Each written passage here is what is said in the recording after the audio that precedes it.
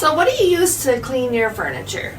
So I use the EcoSense Rustic Touch furniture polish with no chlorine bleach, no ammonia, no formaldehyde, no phthalates, and no parabens. Formaldehyde, that sounds a lot like what they put in a human body after they're already dead to embalm them.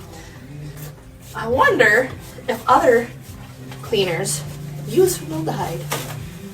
I don't know about you, but I wouldn't want formaldehyde in my body until after I'm already dead. But, you know, live and learn, and do not buy Love's diapers. They don't work. I'm just saying. So I like this because look at this nice shiny top that I am getting. Look at that beautiful shine. Oh, I should show you the dirt. He wants your presence because he wants to love you exactly where